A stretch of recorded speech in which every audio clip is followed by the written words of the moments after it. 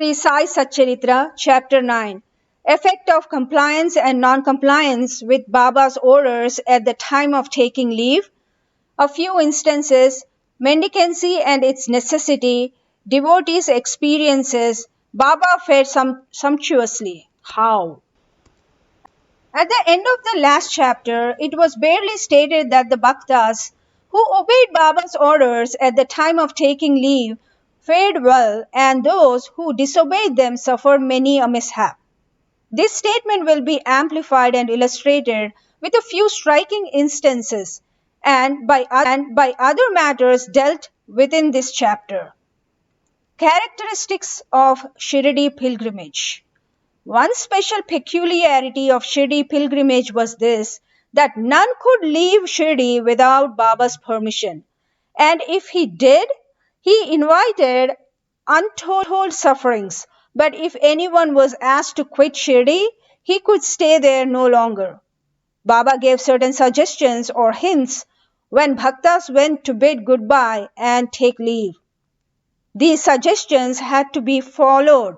If they were not followed or were departed from, accidents were sure to befall them who acted contrary to Baba's directions.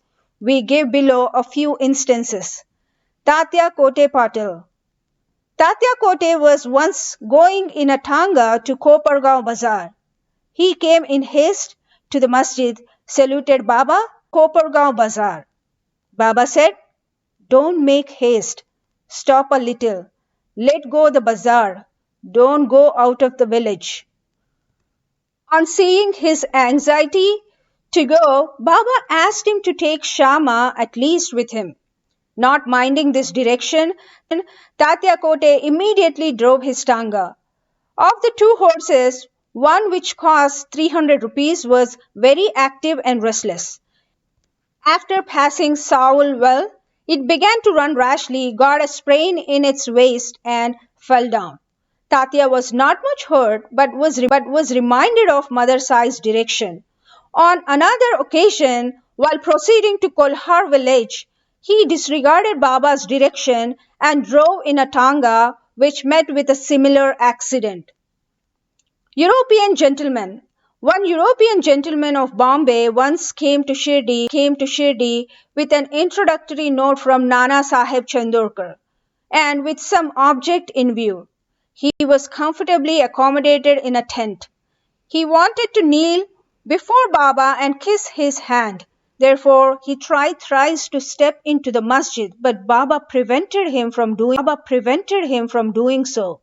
He was asked to sit in the open courtyard below and take Baba's darshan from there.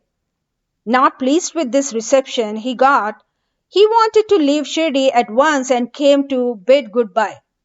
Baba asked him to go the next day and not to hurry. Not listening to all this, he left Shirdi in a tanga. The horses ran at first all right, but when Saul Vihar was passed, a bicycle came in front, seeing which the horses were frightened and ran fast. The tanga was turned topsy-turvy, and the gentleman fell down and was dragged some distance.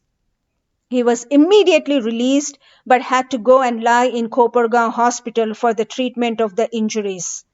Because of such experiences, all people learned the lesson that those who disobeyed Baba's instructions met with accidents in one way or the other. Those who obeyed them were safe and happy.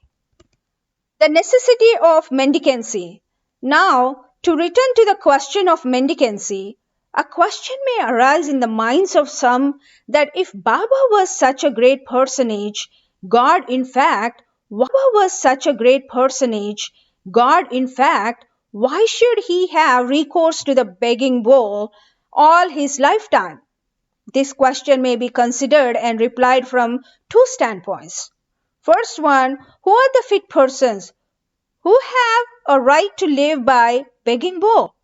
Our Shastras say that those persons who getting rid of or becoming free from the three main desires, which is for progeny, for wealth, for fame, accepts sannyasa, are the fit persons to live by begging alms. They can. The duty of feeding them rests on the shoulders of householders. Sai Baba was neither a householder nor vanaprastha. He was a celibate sannyasi, that is, sannyasi from boyhood. His firm conviction was that the universe was his home. He was the Lord Vasudev, the supporter of the universe and the imperishable Brahman. So he had the full right to have recourse to the begging bowl. Now the second one, from the standpoint of Panchasuna, 5 sins and their atonement. We all know that in order to prepare foodstuffs and meals, the householders have to go through 5 actions or processes, which are Kandani, pounding; Peshani, grinding; Udakumbi, washing pots; Marjani, sweeping and cleaning; and Chulli, lighting hearths. These processes involve destruction of a lot of small insects and creatures, and thus the householders incur a lot of sins.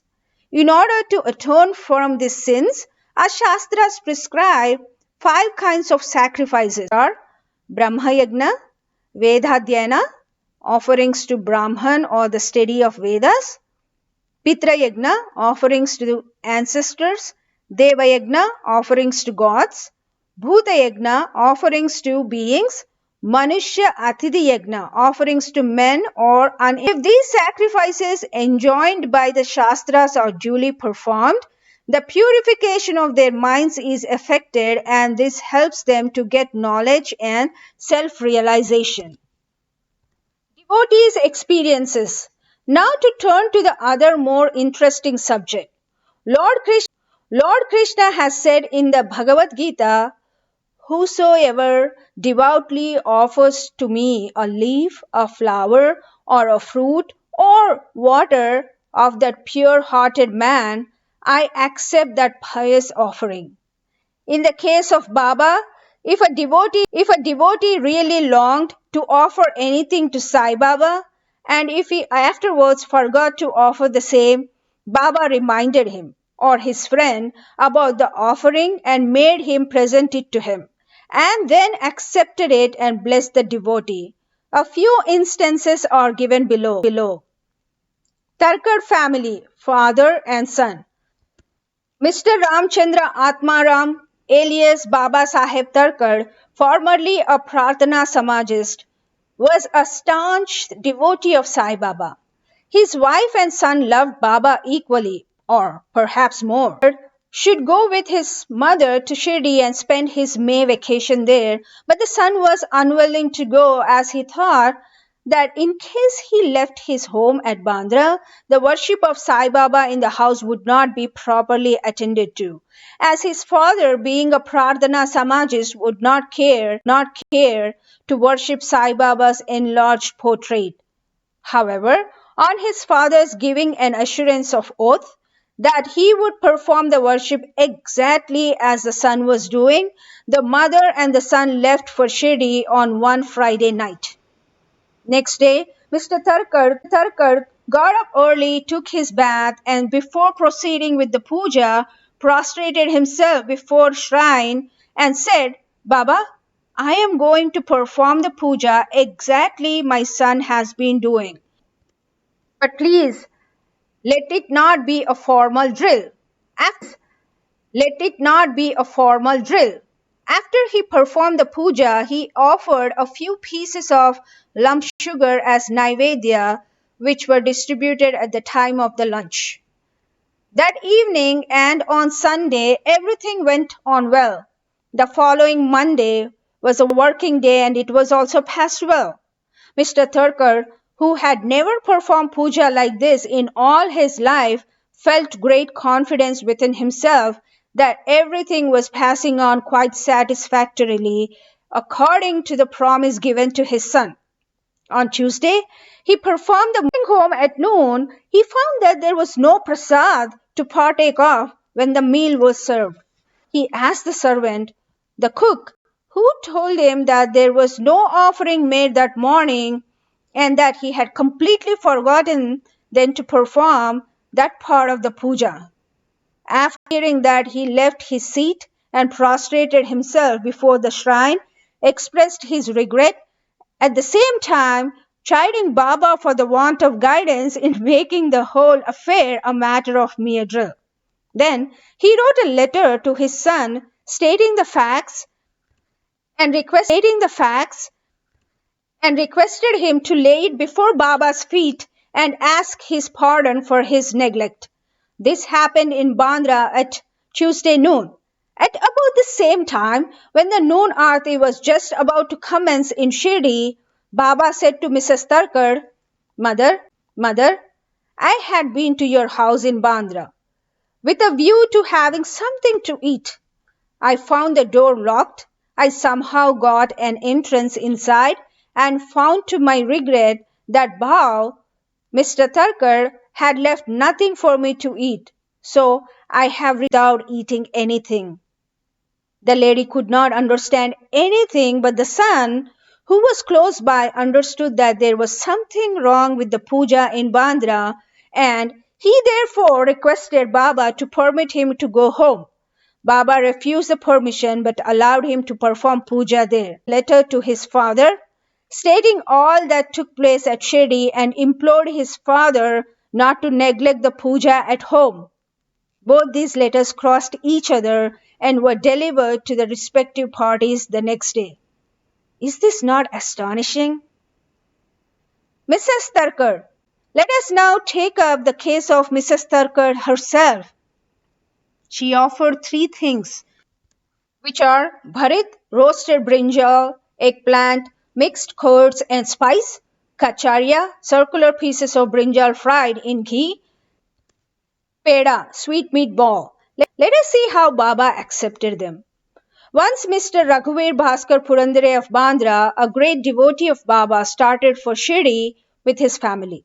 Mrs. Tharkar went to Mrs. Purandare and gave her 2 brinjals and requested her to prepare bharit for one brinjal and kacharya for the other when she went to Shirdi and serve Baba with them. After reaching Shirdi, Mrs. Purandare went with her dish of bharit to the masjid when Baba was just about to start his meals. Baba found the bharit very tasty, so he distributed it to all and said that he wanted kacharyas now. A word was sent to Radha Krishna Mai that Baba wanted kacharyas. She was in a fix, as that was no season of brinjals. How to get brinjals was the question. When an inquiry was made as to who brought the bharit, it was found that Mrs. Purandare was also entrusted with the duty of serving kacharyas. Everybody then came to know the significance of Baba's inquiry regarding kacharyas and was wonderstruck at Baba's all-pervasive knowledge. In December 1915, one Govind Balram Mankar wanted to go to Shirdi to perform the obsequies of his father. Before he left, he came to see Mr. Tharkar. Then Mrs. Tharkar wanted to send something with him to Baba. She searched the whole house but found nothing except a peda, which had already been offered as Naivedya offering. Mr. Mankar was mourning. Still out of great devotion to Baba, she sent the peda with him, hoping that Baba would accept and eat it.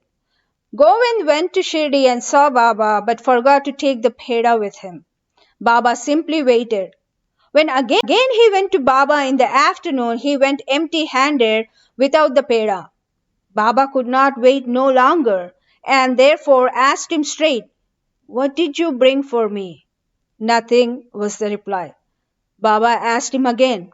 The same reply came forth again. Then Baba asked him, "Did not the mother, Mrs. Tharkar, give some sweetmeat to you for me at the time of your starting?"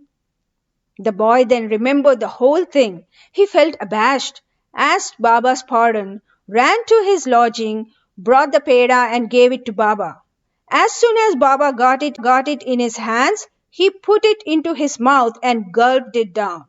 Thus, the devotion of Mrs. Tharkar was recognized and accepted.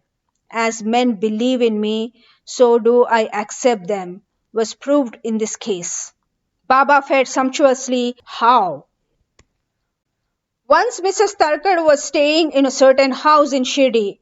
At noon, meals were ready and dishes were being served when a hungry dog turned up there and began to cry. Mrs. Tharkar got up at once and threw a piece of bread, which the dog gulped with great relish. In the afternoon, when she went to the masjid and sat at some distance, Sai Baba said to her, "Mother, you have fed me sumptuously. Up to my throat, my afflicted pranas have been satisfied. Always act like this, and this will stand you in good stead. Sitting in this masjid, I shall never ever speak untruth. Take pity on me like this. First give bread to the hungry, and then eat yourself. Note this well." She could not at first understand the meaning of what Baba said. So she replied, "Baba, how could I feed you food from them on payment?" Then Baba said, "Eating that lovely bread, I am heartily contented and am still belching. The dog which you saw before meals and to which you gave the piece of bread is one with me. So also other creatures, cats, pigs, flies, cows, etc., are one with me. I am roaming in their forms. He who sees me in all these creatures is my beloved. So abandon the sense of duality and distinction and serve me as you did today." Drinking these nectar-like words, she was moved. Her eyes were filled with tears, her throat was choked, and her joy knew no bounds. Moral: see God in all beings is the moral of this story. The Upanishads, the Gita, and the Bhagavad all exhort us to perceive God or divinity in all the creatures. By the instance given at the end of this chapter and others too, numerous to mention, Sai Baba has practically demonstrated to us how to put the Upanishadic teachings into practice. In this way, Sai Baba stands as the best exponent or teacher of. Bow to Sri Sai, peace be to all.